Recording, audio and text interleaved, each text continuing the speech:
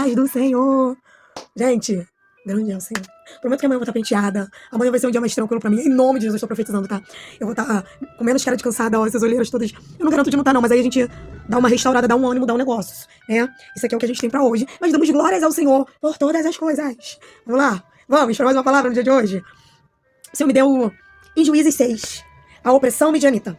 Eu vou ler apenas alguns versículos e vou expressar aquilo a qual o Senhor colocou no meu coração.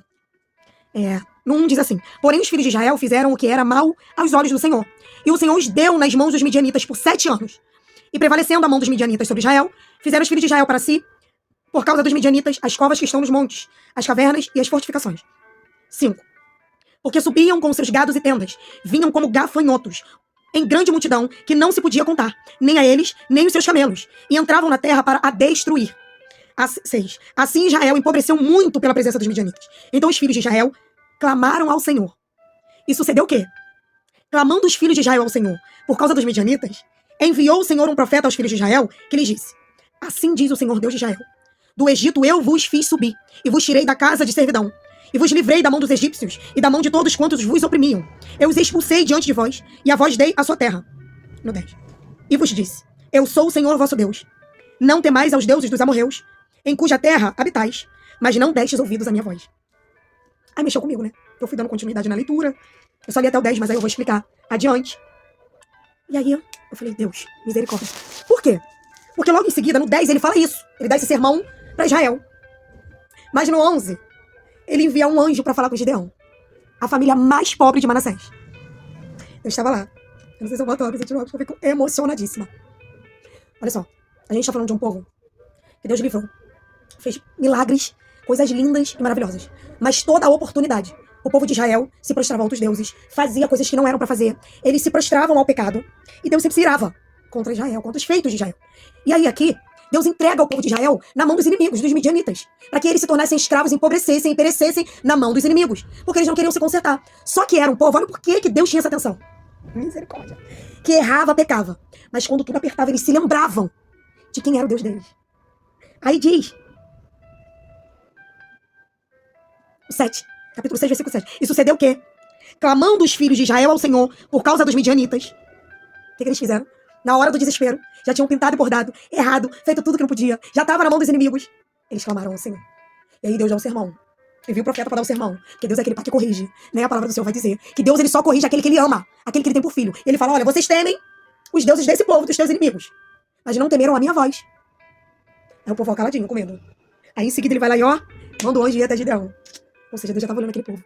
Achou graça em Gideão. Falou que era a família mais pobre, que ninguém me dá nada. Eu quero esse moço aqui, que ninguém dá nada. Enquanto o povo está sendo roubado lá, tudo sendo desgrenhado, tá Gideão lá malhando trigo no lugar e ele falou: eu quero isso. E ele se apresenta, o anjo se apresenta para Gideão. Aí Gideão fala: como pode o Senhor ser conosco se nos sobreveio tudo isso, toda essa desgraça, toda essa maldição?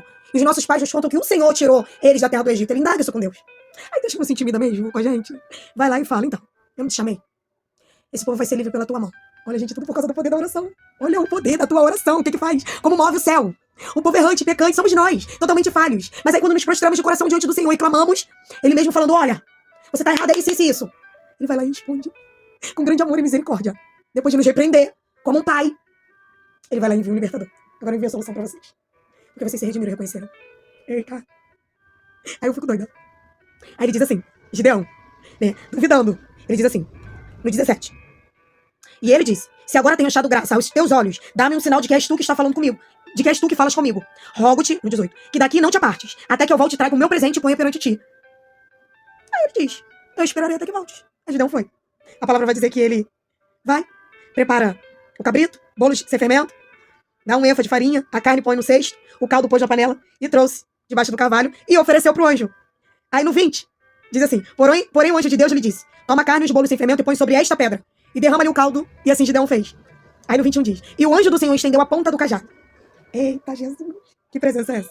Que estava na sua mão, e tocou a carne e os bolos. Então subiu o fogo da pedra e consumiu a carne e os bolos sem fermento. E o anjo do Senhor desapareceu de seus olhos. Então, 22, viu Gideão que era o anjo do Senhor, e disse Gideão: ah, Senhor Jeová, que eu vi o anjo do Senhor face a face. Jesus amado, eita glória! O poder da oração. Gideão não tinha noção que aquele povo de Israel não estava agradando ao Senhor na sua conduta. E também não tinha noção que aquele povo se redimiu e foi clamar ao Senhor por socorro e misericórdia. Aí Deus se apresenta pra ele e ele tá assim: Meu Deus, eu tô aqui malhando trigo no lagar, que nem é lugar de malhar trigo. Vem longe do Senhor. Aí ele testa. Mas não contente, o Senhor continua falando com ele. Mais à frente, quando Deus manda Gideão os 300, ele vai testar de novo. E ele chega a dizer assim, não se ire contra mim. Eu vou deixar esse algodão aqui no orvalho, pendurado, o orvalho. E ele pede, falando nas nossas palavras, que o Senhor mande molhar, né, o sereno. Para que deixe úmido aquele orvalho. Para que ele pegue de manhã e testifique. Ele queria toda a terra seca e o orvalho úmido. E ele conseguiu espremer até encher um copo, como sinal do Senhor. E aí ele fala isso. Não se ire contra mim por pedir um sinal mais uma vez. Por ter medo. Olha como nós homens somos, né? Seres humanos. Tão falhos e temos medo, mesmo Deus nos testificando. Aí ele fala, pois agora deixe o orvalho seco. E molhe toda a terra. Para provar que é o Senhor. E no dia seguinte, Deus fez aquilo conforme ele pediu. E é óbvio que Deus deu a vitória a ele. Mas olha, voltando lá, no início. O poder de uma oração. Gente. Meu Deus do céu. O poder de uma oração. Sabe quando você pensa, será que Deus está me ouvindo? Será porque está demorando a acontecer? Porque não aconteceu na hora, teve todo um trajeto. Eles clamaram, o Senhor se apresentou a Gideão se preparou, teve que convocar os homens, separou esses homens, de 10 mil foram parar em 300, e aí eles tiveram que descer para poder espiar, para depois adentrar para os midianitas fugir. Mas tudo através do poder de uma oração. A tua oração tem poder. Aquilo que você ora e põe em mãos, aquilo que você persiste e persevera, e se humilhar para o Senhor e mostrar para Ele, eu tô aqui, e demonstrar para Ele a sua oração sincera. Tá aqui. É correspondido a Deus, deu vitória por causa do poder de uma oração de um povo errante e pecador, mas que se redimiu e que Deus ama, amava.